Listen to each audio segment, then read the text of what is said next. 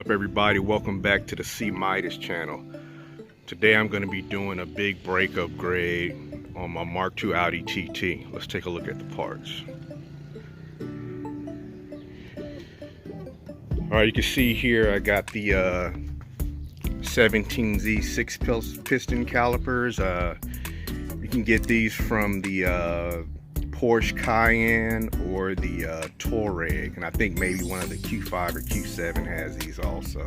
And they also have an 18Z, which is takes a bit bigger rotor if you want to run those. I actually have those right here on my Stage 3 all road. I got the idea for this setup from ENP Ganga. You can check out his channel. He did this upgrade on his MK2 where he did a 3.6 liter upgrade on his MK2 TT, something I might want to do later. But he has a lot of real good detailed information on his channel about upgrades and part numbers and everything. So I got the idea from him because I had these laying around for a long time, had these calipers laying around for a long time, and I wasn't doing anything. I was actually going to put them on my MK1 TT, but I heard about the brake pedal travel when you put these, because this car has a smaller master cylinder. So when you put the 6 pistons on there, the smaller piston inside the smaller brake master cylinder has to push a little bit further to move all of that fluid. So I didn't run them. What I did was I went ahead and put the twin piston brake setup from the 3.2 liter TT. So it's a bigger brake, and it's been performing really well with those. But anyway, back to this. Like I said, you can get these from the Porsche Cayenne or the Touareg mostly. And if you have a 2.0 TT, what Ian did, he put a bigger master cylinder from the 3.2 on his, but this car already has a 3.2, so I already have the bigger master cylinder, so that was a plus for me. I don't have to do that. As far as the rotors, I went with the high carbon centric rotors from the Volvo V70R, and I found a real good deal on these on eBay. I think they were like 56 bucks, and I think it was a fluke because when I went back to check, the price was like double, so I guess I got lucky on these. So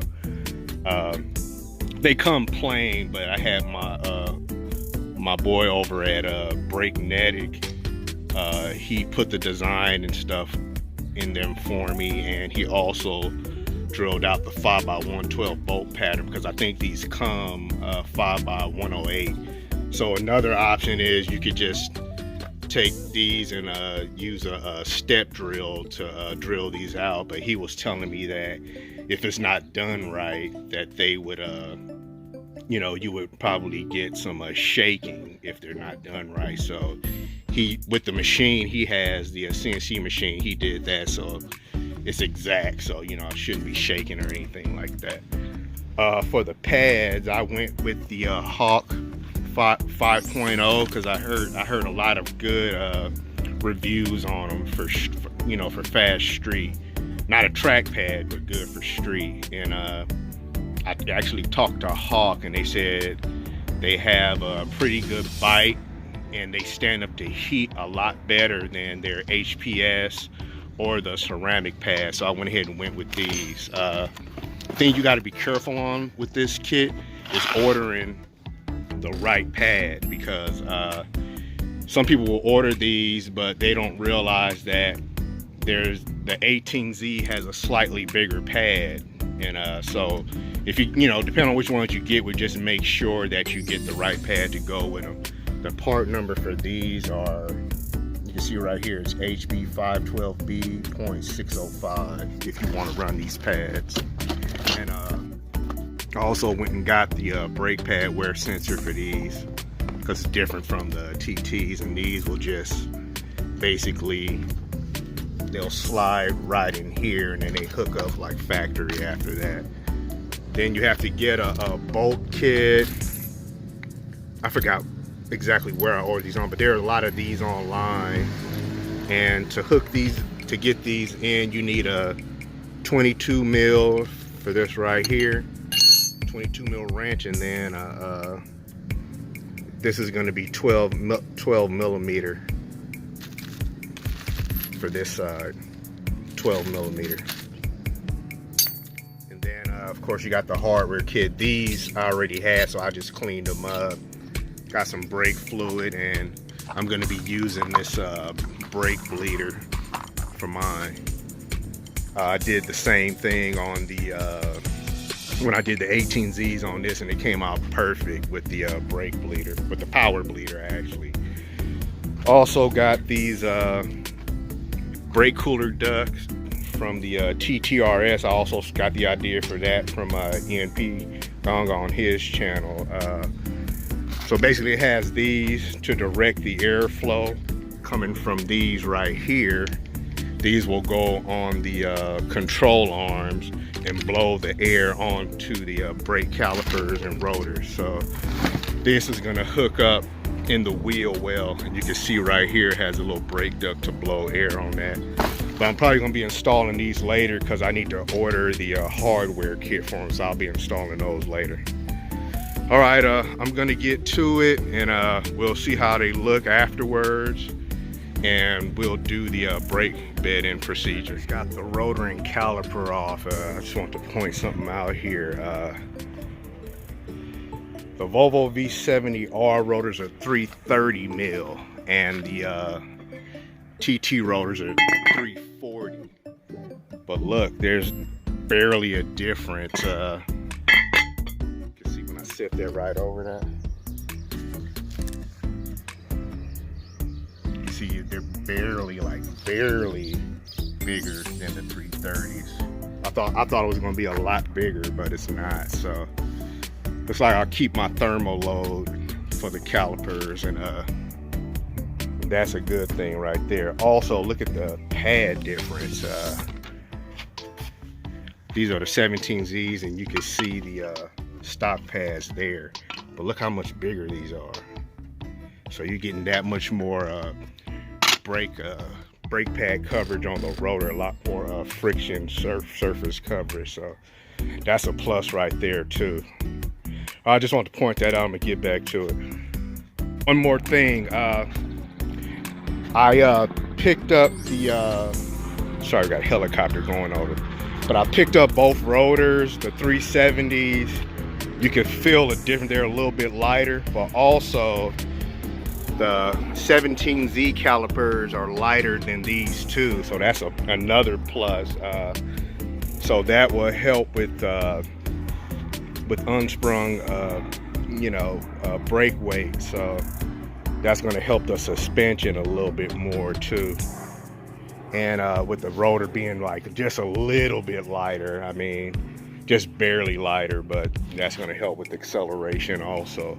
I'll probably end up going with a two-piece rotor, front and rear later, so they'll be even lighter then.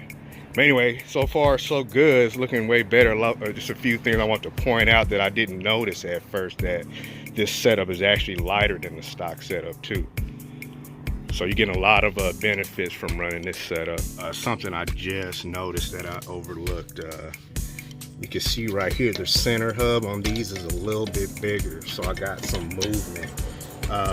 They sell a hub centering ring for this, so I'm gonna have to order that for these. And then also, looks like they won't rub against the stock heat shield, so I'm good there, except right there. I mean, it's not touching, but what I'm gonna do is I'm gonna just bend that out away flat, so it's, so it doesn't rub, there's no potential of it rubbing it because it's pretty close to it. Just ran into another problem. These things aren't fitting right. You can see right here, I have them pushed all the way back. You'll see how it's kind of cocked. That inner piece is hitting the rotor, but you can see I got some space right here, but it's touching the rotor there because,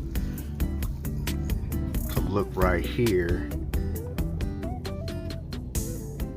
it's touching the hub and it's not letting it go back.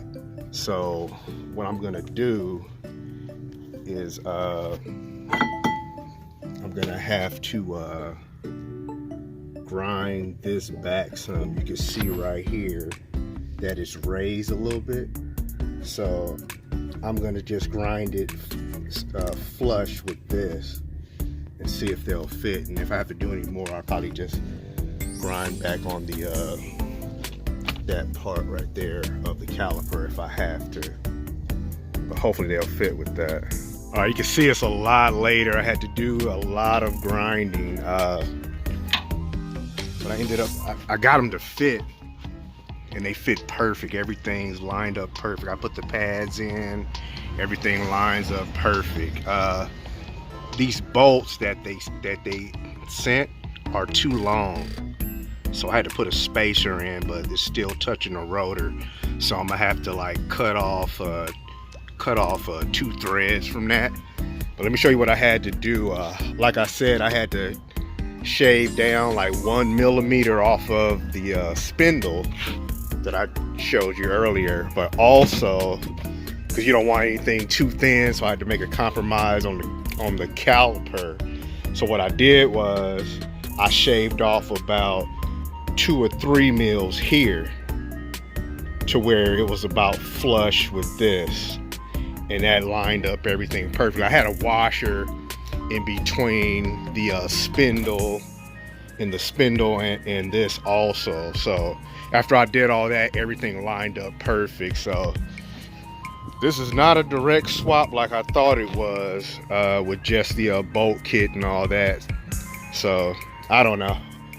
I guess the 2.0 T's are set up a little different from the 3.2s. I think this might be set up a little different from even the 3.2 R32, because I know the R32 takes a 45 mil disc and this takes a 40 mil disc. So anyway, that's that. I got to machine that back down. I only did this side. I still got to take all this off and do this side to get everything to fit correctly. And but it's getting late. I'm gonna go ahead and get started on it, but I'll probably finish up tomorrow. But like I said, that word got everything on there and it lined up perfect. It's not wobbed or anything. I made sure everything lined up right and everything. So that's that. I'm gonna do the other side and then I'll get back with you guys. I got everything fitted up on the driver's side. And, you can see the calipers match up to the rotor perfect. And the only thing you have to modify is the hard brake line. This is from the driver's side and this is how it's bent. So I just had to take this, put it in there and bend it back a little bit to get it to fit. So not much modification there, just bending it. And this for the sensor line bracket, it sits down way down here. So if I were to leave it there, it would hit up against the caliper. So I just had to take this and bend it up to get it to fit. But that's everything bolted up. It looks good. I gotta do the modify the driver's side now. I got everything off, and this is it right here. So you can see what I'm doing. I'm just taking a grinder and shaving this down to here. That's like 2 or 3 millimeters. You can see this one's undone right there. So you just want to take it flush right here, about 2 or 3 millimeters. So, and that's about it. It's not for everybody because you know, everybody's not going to be, or you could take it to a machine shop and have them do it. But you know, it's not for everybody. I just haven't seen any setups on the at least with the 17Z or 18Z calipers on a Mark II TT 3.2 liter. Maybe it's unique, maybe the offset is unique or something, but I'm sure they're out there. But this is how I had to get it to work, so it works for me. And the dust shield, I got that to fit too. I just had to cut it back some. probably cut it back a little bit far right here. So on the other one, I'm not gonna cut it back as far. You can see right here. What I did on the other side is I just went here and just went straight back. So you don't need to cut it that much. You could just probably like go like right there. So I'll probably do this one from that little dimple right there, straight back on both sides. Has that little dimple. And that's probably all you need to take off, because you can see where I cut the other line, there's a lot of room. All right, as far as getting the rotor centered without the ring, what I'm gonna do is, you see I have it centered right now with the bolts in it. So what I'm gonna do is, if I were to just leave it like that and try to put the wheels on, the rotor would drop. So what I'm gonna do is, when I bleed the brakes, after I get everything bled properly, I'm gonna put like a piece of wood to push on the brake pedal. And what that'll do is put pressure on the calipers, and that'll hold the rotor centered, you know, until I get the wheels on and everything. Then I should be good there. All right, I'm gonna get back to it and get finished. All right, you guys, I got both sides done finally. Had to do a lot of running around today, so it took a bit longer, but got everything on. I'm doing the bleed right now. I already bled the driver's side, so I'm gonna show you how I bleed these brakes. Some people have problems with bleeding these 6-piston brakes. But what I do is I always use the power bleeder, and what I do, I always pump it all the way up, especially on these. And you know, sometimes they'll tell you not to pump it up past a certain pressure, but for these bigger pistons, I always pump it all the way up. And what you do is, I always hook up 2 lines together like that. You can see I have a T right there.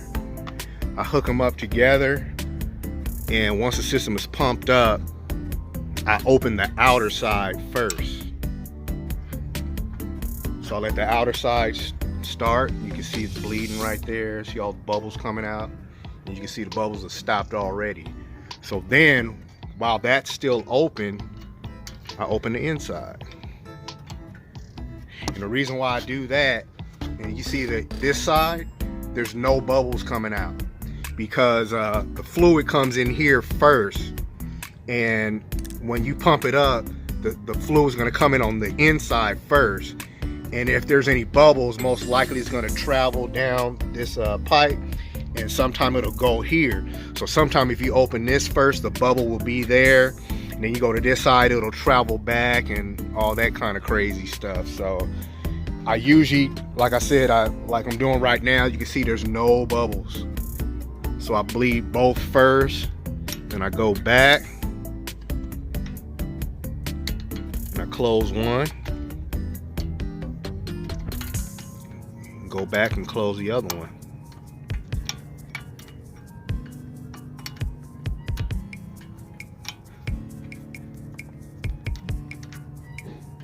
And that's it. Brakes are bled.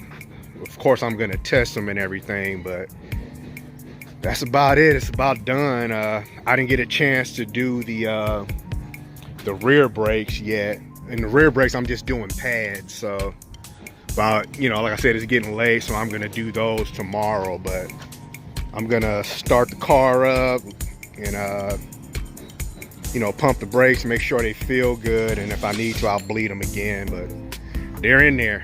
So I'll do the rear brakes probably tomorrow, then we'll go out for a test drive and brake them in. I'm about to do the brake bedding procedure. Hawk gives instructions on how to do theirs. Every brake manufacturer, I think, gives their own. So when you get these pads, just check the box or look them online. They tell you how to break their brake pads in. Hawk wants you to do 6 to 10 engagements from around 30 to 35 with moderate pressure without coming to a complete stop, and and then immediately followed by 2 to 3 engagements from approximately 40 to 45 with hard pedal pressure. And then you let them cool off for like 15 minutes right after that, and then you're done. So here we go.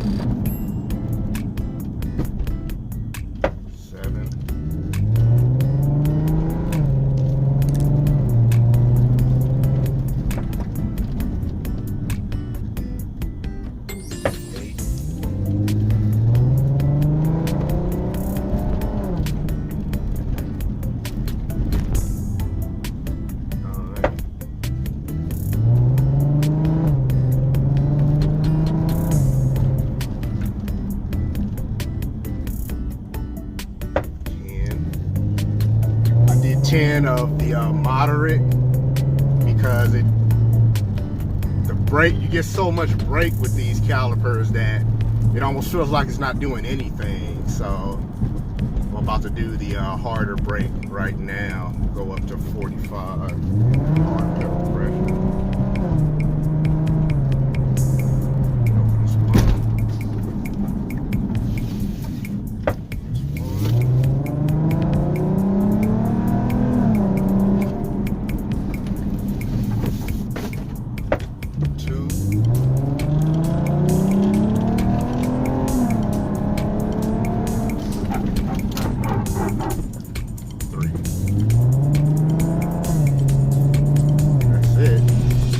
Didn't really feel like nothing.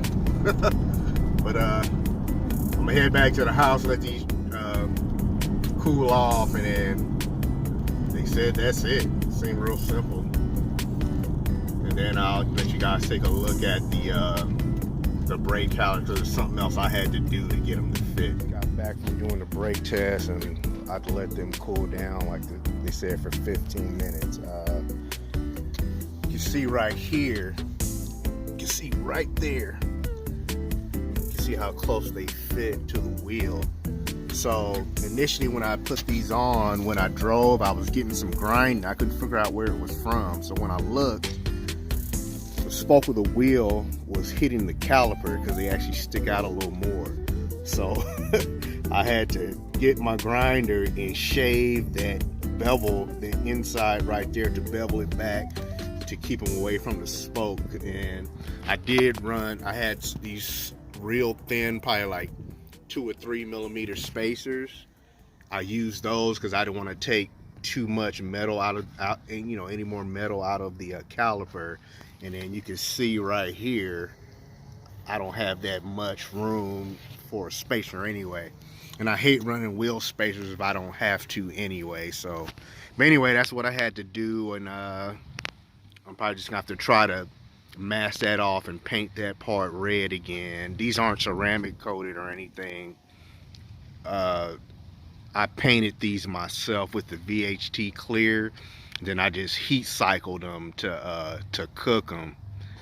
You know, and that's worked out pretty good for me. I did the same thing on my my stage 3 all-road when I did the 18Zs on that, and it's held up pretty good. So that's an option if you guys want to do it yourself. All right, let these cool off. So what I'm gonna do is I'm gonna get back out here and do some hard brake to see how these really perform, and then I'll let you guys know how these compared to the how the pads feel in comparison to the with the 18Zs on my all-road. I ran the EBC red stuff. One thing I can tell you right now is that these aren't nearly as dusty as the EBC reds. But the other thing is they don't feel like they have as much of an initial bite as the EBC reds either. So that's something to consider. But these, when I was out there doing the bed-in procedure, I didn't really feel any fade or anything, so that might be something to consider also. So all right, let's get out here, and I'm gonna do some hard braking, and then that's probably gonna be it for this video. All right, here we go. We're gonna do some hard braking. I'm gonna get up some speed.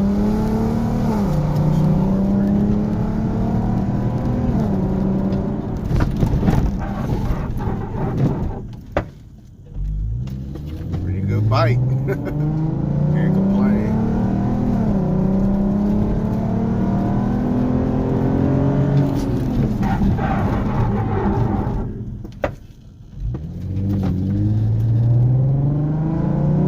I think my tires are rubbing the fender now.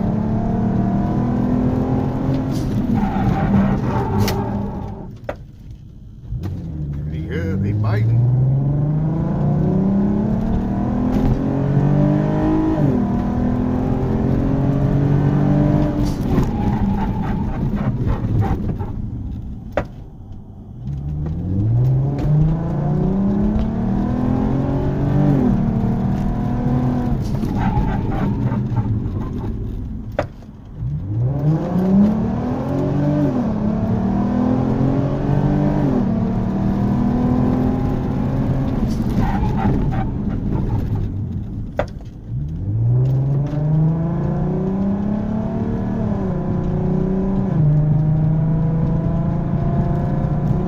Fading or anything.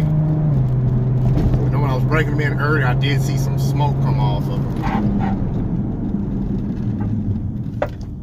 Pretty good. That's all I'm gonna do now. Too many cars coming out. All right.